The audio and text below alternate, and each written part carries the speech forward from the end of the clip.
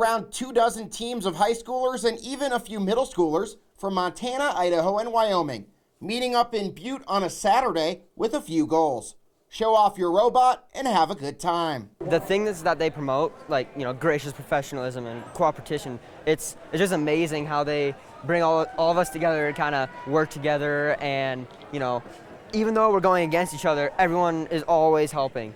We're always trying to make everyone do the best that they can do. No, this isn't BattleBots. And it's not science fiction. It's the First Tech Challenge Qualifying Tournament. Every year the competition changes just a little bit. The goals change, but the basic rules stay the same.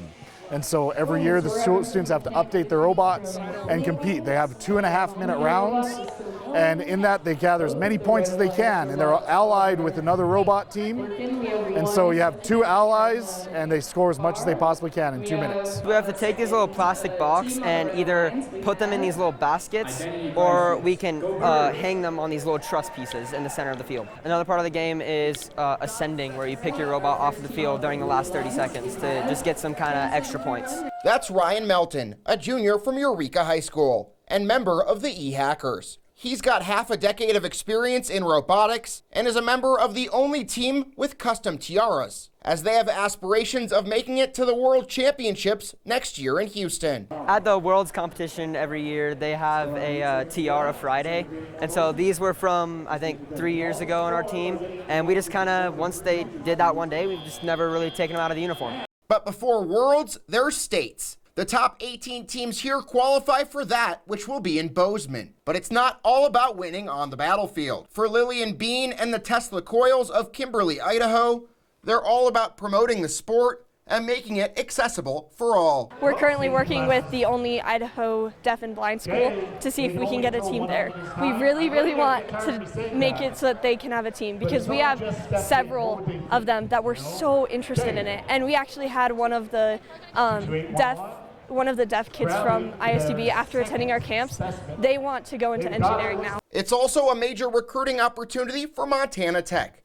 They've hosted this qualifier for several years now, with Bryce Hill, the head of the electrical engineering department, serving as the on-site coordinator, a judge, and the MC. It's a great opportunity, and we need the engineers. We're more in demand than we ever have been before.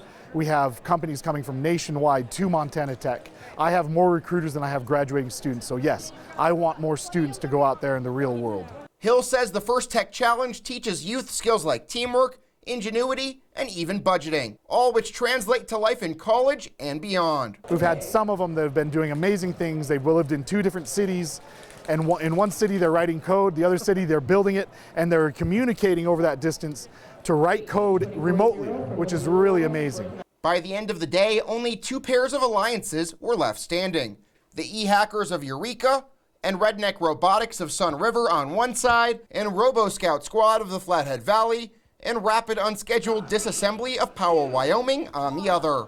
And they're off. The team from Eureka and Sun River, who fought their way out of the elimination bracket, eked out an unbelievable 1-point win to force a winner-take-all match. And in sudden death, they pulled away at the finish for a 15-point victory. The really thing that won our competition was definitely not the robot, because our robot is not that great. It was the teamwork between our team and our alliance members. So it just goes to show that how good teamwork can be, and it shows how much we can improve when we work together. For Robyn Mathison, a senior at Fairfield and member of RedNek Robotics, this was a moment to cherish as she looks to advance to Worlds once again.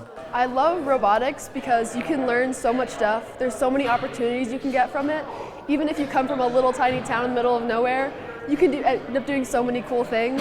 Reporting in Butte, Josh Margolis, NBC, Montana.